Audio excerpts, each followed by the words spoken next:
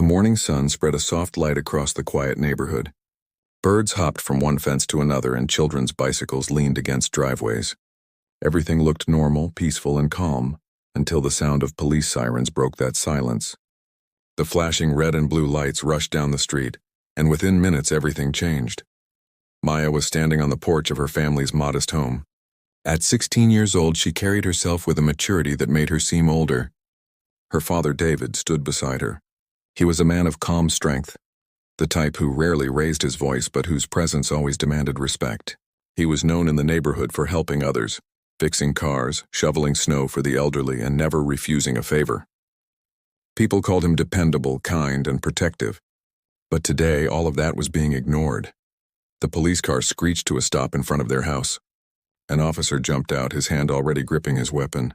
Without explanation, he shouted at David to lie on the ground. Confusion flashed across Maya's eyes as her father raised his hand slowly, his voice calm but steady. "I have done nothing wrong," David said. But the officer barked louder, ordering him down. Neighbors began to step outside, their eyes wide with shock. Within seconds, David was forced to the ground, his face pressed against the pavement. Maya's heart raced as she ran closer. "Dad," she cried, kneeling by him. The officer pointed his gun at her, his voice sharp. "Stay back." Maya froze. Her small hands trembled, but she did not move away. Tears burned in her eyes as she looked at her father, who mouthed the words, "It's okay." But it was not okay. Nothing about this was right. The neighborhood grew tense as more people came out of their homes. Phones were raised, recording what was happening. A group of teenagers whispered in disbelief. Parents shook their heads, murmuring that David was innocent, that they had seen him every day working, helping, and never causing trouble. But the officer ignored everyone. David's breaths grew uneven as the officer pressed his knee into his back. Maya shouted, "Stop! He can't breathe!" Her voice cracked with desperation. She felt helpless, powerless, and small against the authority standing over them. Then it happened. David's body went still. His hand, once twitching as if to calm his daughter, fell lifelessly against the ground. Maya shook him, tears streaming down her face. "Dad, please!" "Wake up," the officer only shouted louder. "Step back, girl, or you're next." The words sliced through her chest. The crowd gasped. Some pleaded for him to stop, while others pulled out their phones, recording closer. Maya's vision blurred with rage and sorrow. She looked down at her father's waist, where a legally owned weapon rested in its holster. Her trembling hands moved before her mind fully processed the decision. She grabbed it, the crowd screamed. Some shouted for her to put it down. Others cried out for justice. The officer stiffened, his gun pointing directly at her. For the first time, the tables had turned, not because she wanted violence, but because she could not bear to watch her father's life treated as worthless. Her voice shook as she cried out, "He did nothing wrong." Nothing! Her small frame, holding a weapon almost too big for her hands, stood in contrast to the officer's broad build and flashing badge. Yet in that moment, her courage outweighed her fear. The officer growled through clenched teeth, "Shut up! You're next if you don't drop it." The neighbors gasped again, some shouting at him to calm down. But Maya did not lower her hands. Her knees wobbled, her breathing rapid, but her spirit refused to break. Behind her, voices began to rise. People chanted, "He did nothing wrong. He did nothing wrong." Others yelled at the officer to stand down. The neighborhood, once divided by fences and quiet routines, had united in one voice. Maya's eyes blurred with tears, but she kept her focus. She remembered her father's words from nights when life felt unfair. "Maya, strength is not about fighting. It's about standing tall when everyone wants you to fall." Her hands ached under the weight of the weapon, but her spirit stood tall. For the first time, the officer's confidence cracked. He glanced around at the dozens of recording phones, at the voices growing louder, and at the girl who refused to back down. In the distance, more sirens echoed.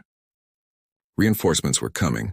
Maya's heart sank. Would they silence the truth completely? Or would someone finally see her father for who he truly was? As the neighborhood braced for what would happen next, Maya whispered through her tears, "Dad, I won't let them erase you." The sound of roaring engines filled the street, louder than police sirens. Black SUVs pulled up, their doors swinging open in unison. Out stepped men in uniform, not police but Navy SEALs. Their movements were sharp, controlled, and full of authority that even the officer could not ignore. The crowd fell silent, holding its breath. Maya's hands trembled harder.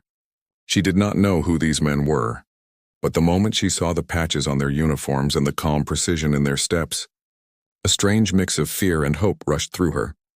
One of them removed his sunglasses, his eyes scanning the scene before landing on her. His voice was steady, commanding but not harsh. "Put the gun down, kid. You don't have to fight this alone." Maya's breath caught in her throat. The officer's face drained of color as the realization hit. He was no longer the one in control. The Navy SEALs had arrived. The air was heavy with tension. The police siren still wailed in the background, but all eyes had shifted to the black SUVs that had pulled onto the street. From them stepped men in dark uniforms, their posture sharp and precise. Their presence commanded respect without them having to say a word. Everyone could tell immediately that they were not ordinary officers. They were Navy SEALs. Maya's hands shook harder as she held the gun. She was caught between two worlds. The world of her grief and anger and the sudden appearance of these men who seemed to know something no one else did. Her breath came in short bursts and she could feel her heart pounding against her chest. She had never felt so small yet so noticed.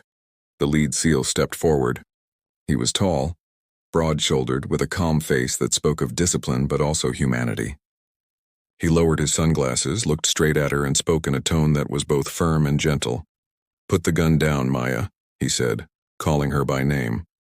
The crowd gasped. How did he know her name?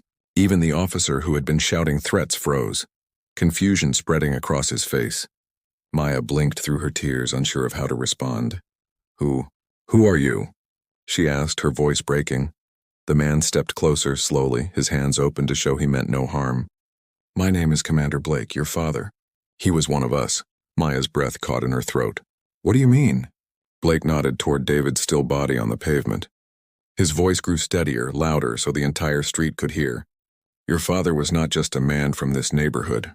He was a decorated Navy SEAL. He served with us overseas, saved lives most people will never know about, and carried scars he never showed anyone. We're here because we will not let his name or his sacrifice be destroyed like this." The crowd erupted with gasps and murmurs. Neighbors who had known David for years exchanged looks of shock. They had always seen him as kind, humble, and hardworking. But a Navy SEAL? That part of his life had been hidden, kept private, perhaps because he never wanted praise or attention. Maya's knees wobbled. She lowered the gun slightly, her mind swirling. Her father had been a hero, and now these men were here for him. The officer, however, grew red with anger. He raised his gun higher, pointing it at Maya again. "She's armed. She's threatening law enforcement." Don't listen to her lies.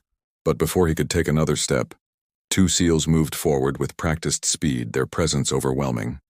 One of them barked, "Stand down, officer. You've done enough." The officer stammered. You can't just walk in here." Blake's voice cut through like steel. "We can and we will, because we don't leave our own behind, and David Caldwell was one of us." The name echoed across the street. Maya felt tears run down her cheeks again, but this time they weren't only of pain. They carried pride too. Her father had lived as a humble man, but now the world would know his truth. The crowd grew braver. Phones were lifted higher, recording every moment. One neighbor shouted, "We saw everything." She was defending her father. He was innocent. Another added, "We've known David for years. He never caused trouble." The officer's hand shook as he realized the tide had turned. For the first time, his power was slipping away. Maya, still holding the gun, looked at Blake. Her voice cracked. "I didn't want to hurt anyone. I just couldn't let them treat him like that." Blake nodded, his eyes kind. "I know, Maya, your father raised you with his courage. But courage doesn't always mean holding a weapon. Sometimes it means knowing when to let go and letting others carry the fight for you." Slowly, trembling, Maya lowered the gun. Her small fingers released their grip and the weapon clattered onto the pavement. The crowd sighed in relief. Blake nodded at one of his men who carefully picked up the weapon and secured it. Blake placed a hand gently on Maya's shoulder. "You've done enough. Now let us do what needs to be done." At that moment, the SEALs formed a protective circle around Maya and her father's body. The officer, still furious, shouted for backup, calling into his radio. But the SEALs stood firm, their authority and composure unshakable. Maya's legs gave out and she sank to the ground beside her father, clutching his hand. "Dad, they know. They finally know who you are. The neighbors began to cry too, some out of grief, others out of the heavy realization that they had lived beside a man greater than they had ever known. Blake knelt beside Maya. His voice softened. Your father once saved my life on a mission. We were deep in hostile territory. He carried me on his back for miles, even though he was injured himself. He never gave up. That's the kind of man he was. That's the kind of father you had. Maya's tears flowed freely now. Then why did this happen? Why did they treat him like he was nothing? Blake's jaw tightened, his voice low but powerful. Because sometimes people are blind to the truth. But that ends today. We will not let his name be dragged through the mud. We will honor him. The words struck Maya's heart like a promise carved in stone. The crowd, moved by Blake's testimony, began to chant again. But this time it wasn't just he did nothing wrong, it was also hero, hero, hero. The entire street echoed with the sound, a wave of voices carrying respect and defiance. The officer stood frozen, realizing that he was no longer in control. His threats no longer carried weight. Every camera, every witness, every voice was against him. And now with the Navy SEALs present, his actions would face judgment. Maya squeezed her father's hand one last time before whispering, I'll be strong, Dad, just like you taught me. For the first time since everything began, a small flame of hope flickered in her chest. The battle for justice had only just begun. The street was still, except for the faint hum of the patrol car's lights and the murmurs of the neighbors. Everyone stood frozen, as if the world itself had stopped to watch what would happen next. Maya sat on the ground, clutching her father's hand, her eyes red and swollen from tears. Around her, the Navy SEALs formed a protective barrier, their presence solid and unshakable. The officer who had threatened her moments earlier still held his weapon raised, but his hands shook now. His once confident voice cracked as he shouted again, This is obstruction. This is my scene. She pointed a weapon at me. Commander Blake stepped forward, his boots crunching against the pavement. He carried himself with calm power, the kind that silenced noise without needing to raise his voice. This was never your scene, he said firmly. You turned it into something it never had to be. David Caldwell was not a threat. He was a citizen. He was a father. And more than that, he was a hero. The words hung in the air. The neighbors whispered David's name to each other like it was something sacred. Hero. The word felt heavy, undeniable. The officer shook his head, his face twisted with defiance. He resisted. His excuses faltered as dozens of phones pointed in his direction, recording every word. Every shaky breath, every desperate glance was being captured. His power no longer came from the badge on his chest. It was slipping away in front of the crowd's eyes. Maya looked up at Blake, her voice small but trembling with truth. He always told me that justice doesn't hide. But today, justice feels so far away. Blake crouched down beside her, his voice soft enough that only she and the nearest neighbors could hear. Justice doesn't always come quickly, Maya. But when people stand together, when truth is louder than lies, it always arrives. Your father taught us that. And now you're teaching this whole neighborhood the same thing. The words wrapped around Maya like a fragile shield. She wanted to believe them. She wanted to believe that her father's death would not just be another tragedy left forgotten. Behind them, another SEAL spoke, his voice firm. Commander, the news is spreading. Media vans are on their way. They'll be here within minutes. The crowd reacted with a ripple of relief. News cameras meant protection, meant witnesses no one could silence. The officer's face drained of color at the mention. His authority was crumbling faster than he could rebuild it. But Maya's heart still ached. She looked at her father, lying still and cold, and whispered, Why did it have to be like this? Blake answered without hesitation. Because sometimes the world only wakes up when it's shaken. Your father gave his life to protect people, even if they never knew it. And today, without meaning to, he woke this street up. He woke this whole community up, as the neighbors began chanting again, Justice for David! Justice for David! Maya felt a flicker of strength return to her. She wiped her tears, her face streaked with both pain and determination. She stood slowly, her legs weak but steadying beneath her. The crowd parted as she rose, their eyes following her every move. For the first time, she wasn't just the daughter of a fallen man. She was a voice. She turned toward the officer, her voice steady despite the tremble in her chest. You looked at him and only saw a threat. But this man saved lives. He carried people through danger when no one else would. And you treated him like he was nothing. The officer opened his mouth to argue, but the words stuck in his throat. The SEALs stared him down, their silent presence a wall he could not break. Maya's voice grew louder, fueled by the crowd behind her. My father was more of a man than you will ever be, and no matter what you say, no matter what you try to do, you cannot take away the truth of who he was. The neighbors erupted into applause and cheers. Tears ran down faces. Some lifted their fists in solidarity. The sound rolled through the neighborhood like thunder, drowning out the officers' weak protests. At that moment, the first news van pulled up. Reporters spilled out with cameras already rolling. The crowd moved aside to give them a clear view of Maya, of the SEALs, of the officer standing pale and cornered. Blake placed a hand gently on Maya's shoulder. "You don't have to fight this alone anymore," he said. "We'll stand with you, and together we'll make sure his story is told." Maya looked at him, her young face marked by grief but also something stronger. Resolve. "Then let's make them listen," she said. The reporters rushed forward, microphones extended, cameras capturing every second. Neighbors stepped up to give their testimony, voices overlapping, each one determined to share what they had seen. And in the middle of it all stood Maya, her small figure now carrying the weight of a movement. Her father's death had broken her heart, but it had also lit a fire that could not be extinguished. The cameras flashed and the air buzzed with a kind of restless electricity. Reporters shoved microphones forward, their voices overlapping as they asked questions, desperate to capture every word. The neighbors, still gathered close, spoke loudly to make sure their testimonies would be heard.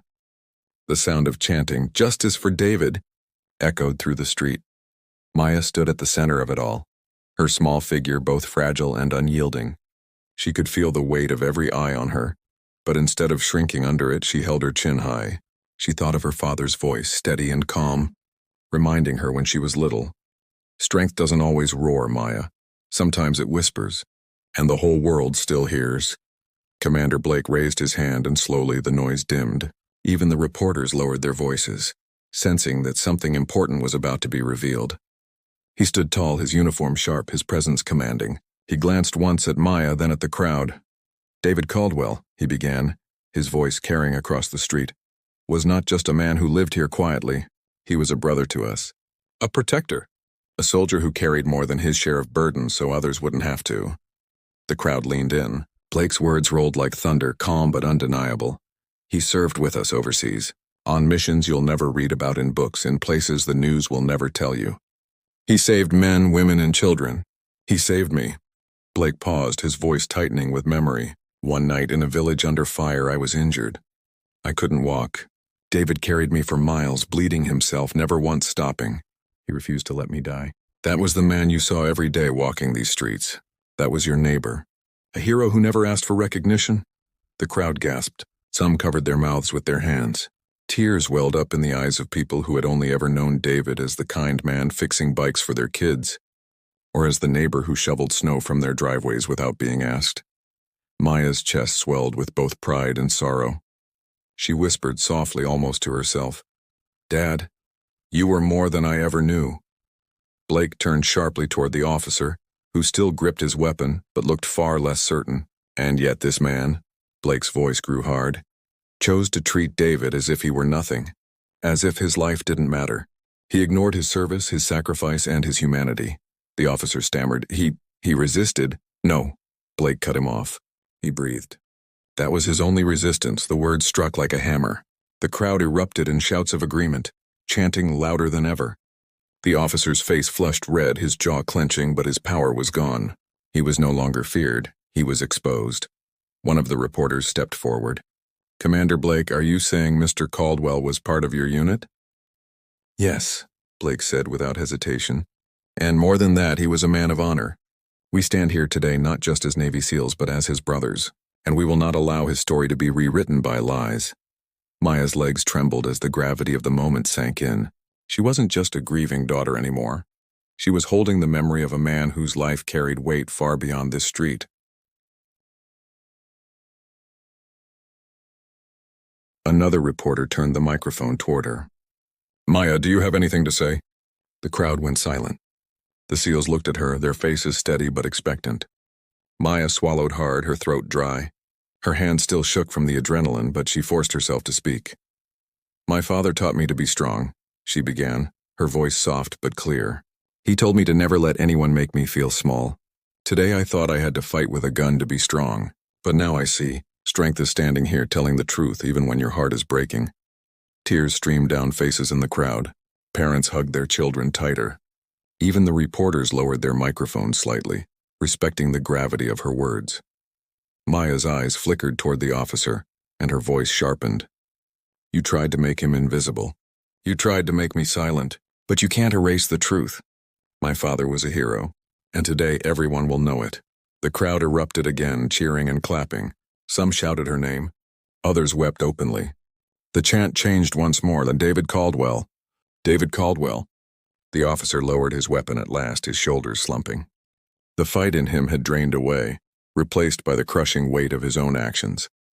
Blake signaled to two SEALs, who stepped forward and carefully escorted the officer toward the curb, where more authorities had arrived. But this time the eyes on him weren't filled with respect. They were filled with judgment. Maya dropped to her knees beside her father again, tears dripping onto his hand. She whispered, "I'll carry your story, Dad, I promise." Blake crouched down beside her, his voice gentle. "You don't have to carry it alone. We'll carry it with you." As the news cameras continued rolling and the chants echoed through the neighborhood, something shifted. David's death was no longer just a moment of loss. It was the beginning of something bigger. His truth was out. His community had found its voice, and his daughter, standing in the heart of it all, had become more than just a witness. She had become a leader, and this was only the beginning. The sun was beginning to set, painting the sky in soft streaks of orange and gold. The chaos that had filled the street hours earlier was slowly giving way to silence. The crowd had thinned, though a few neighbors remained, still talking quietly among themselves. Police cars were parked at the corners, and the flashing lights cast faint reflections on the windows of nearby homes. Maya sat on the back of an ambulance, a blanket draped around her shoulders. Her eyes were red and swollen, but her spirit was stronger now. She was no longer shaking. Her father's body had been carefully covered, and she watched as two SEALs stood by him, guarding the spot like it was sacred ground. Commander Blake walked over and handed her a bottle of water. "You did well today," he said gently. Maya shook her head. "I didn't do anything." Blake sat beside her, his posture relaxed but his eyes focused. "You stood up for your father. You faced something no one your age should ever have to face. That takes courage." She looked at him, her voice trembling. "But he's gone. I couldn't save him." Blake nodded slowly. "I know, I've seen brave people fall before. Every time it hurts in a way words can't explain. But their stories, those live on. That's what keeps them alive in the hearts of others." Maya stared at the ground, her fingers gripping the edge of the blanket. "You said you knew him. My dad. Did he ever talk about me?"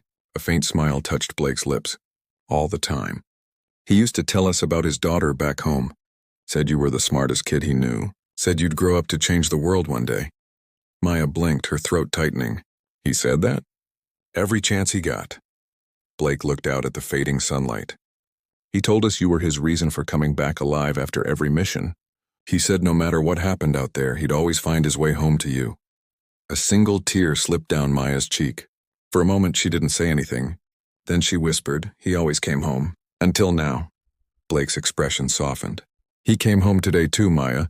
Just not the way either of us wanted." The two sat in silence, listening to the distant sounds of sirens fading away. A few minutes later, one of the SEALs walked over, holding a small, weathered journal. "Commander," he said quietly, "we found this in his car." Blake took the notebook carefully. The cover was torn, the pages slightly worn, but the name David Caldwell was still visible in neat handwriting. He flipped through it slowly, his eyes scanning the familiar handwriting. He smiled sadly. This was his mission journal. He wrote after every operation, said it helped him remember what he was fighting for. Maya leaned closer. "Can I see?" Blake hesitated for a moment, then nodded and handed it to her. She turned the pages slowly, her fingers brushing over the words. There were stories of missions, of people saved, of nights spent under the stars in faraway places, but there were also letters, unsent letters to her. Her breath caught as she began to read one. Dear Maya, if you're reading this, it means I didn't make it home this time. But I want you to know something important. Life will test you. People will doubt you, but never let the world harden your heart. You have my strength in you. Use it to build, not to break. And remember, courage is not about fighting. It's about loving enough to protect what's right. Tears streamed down Maya's cheeks as she clutched the journal against her chest. He knew, she whispered. He always knew what to say. Blake placed a comforting hand on her shoulder. He was preparing you to be strong even when he couldn't be here. At that moment, a police captain approached, his expression serious but respectful. Commander Blake, the officer responsible is in custody. We've reviewed body cam footage. Everything confirms what the witnesses said. It was a wrongful use of force. Maya looked up sharply, her heart pounding. So people will know the truth?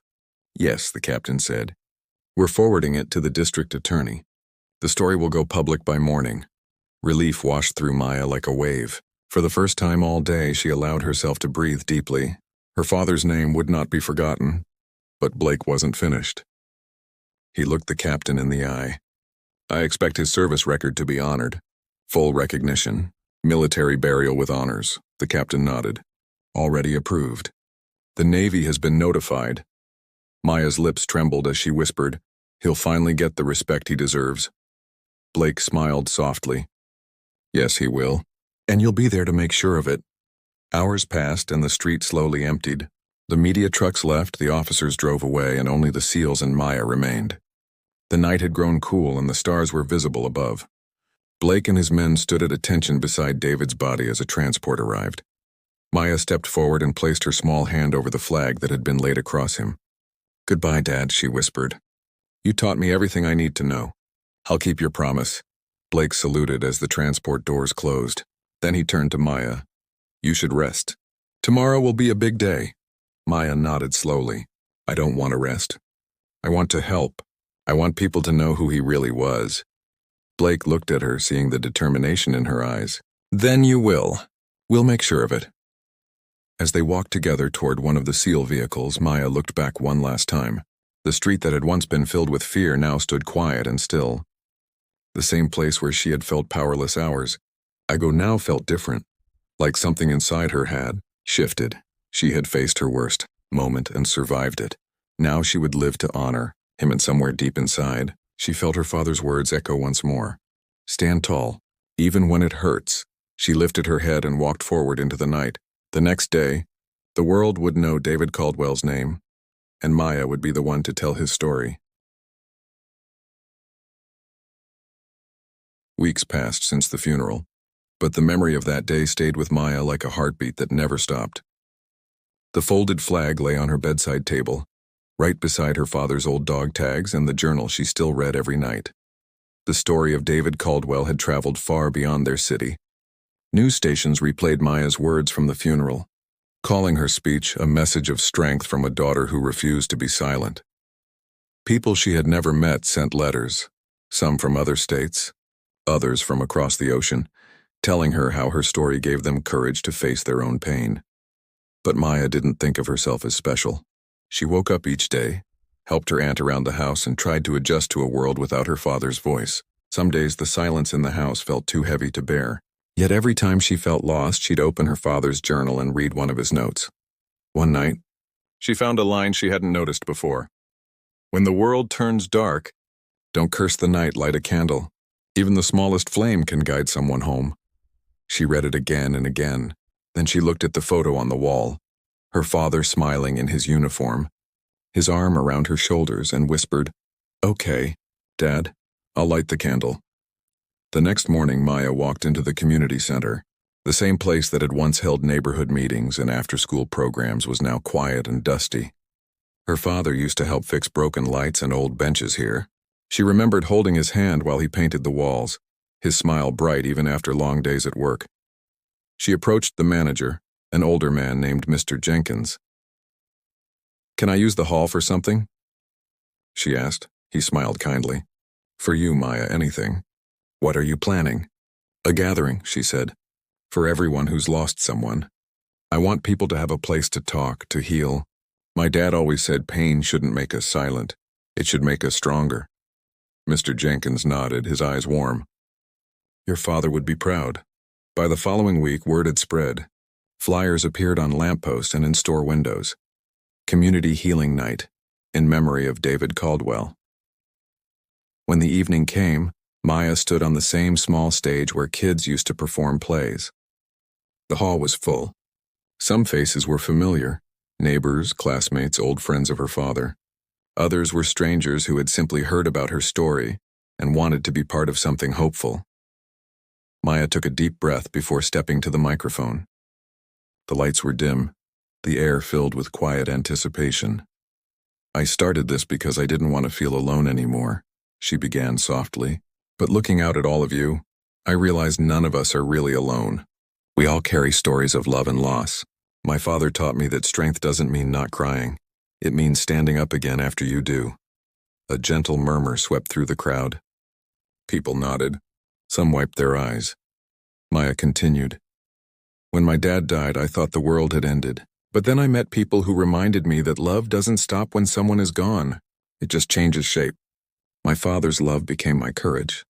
And courage is something you can give away without losing it.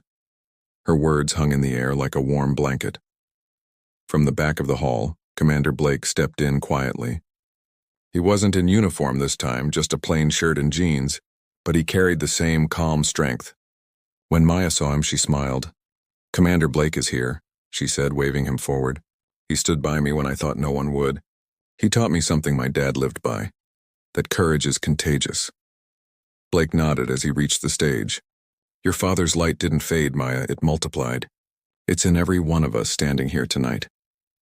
The audience clapped softly, moved by the quiet sincerity between them. After the speeches, Maya invited others to share their stories.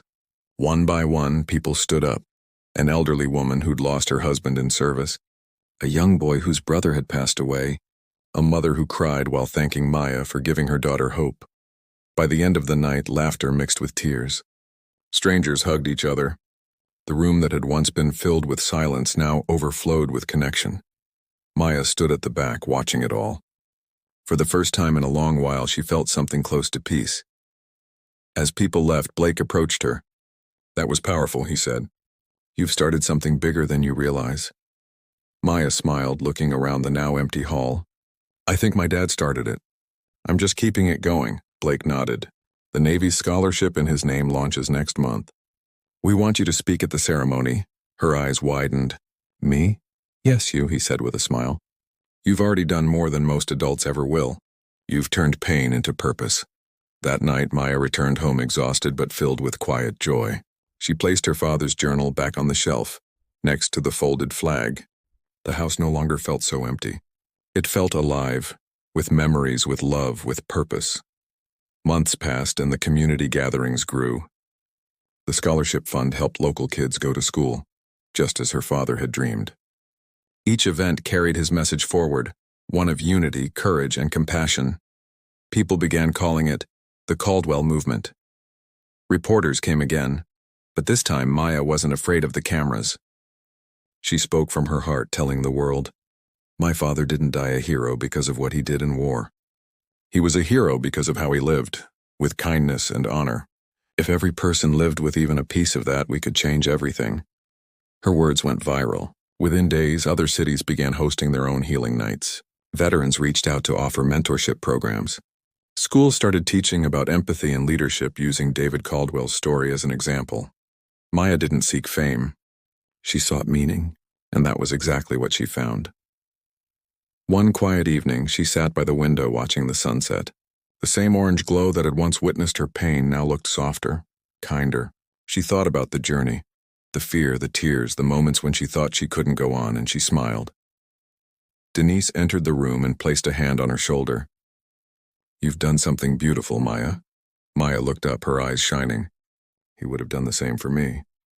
Outside, the sound of children laughing filled the street.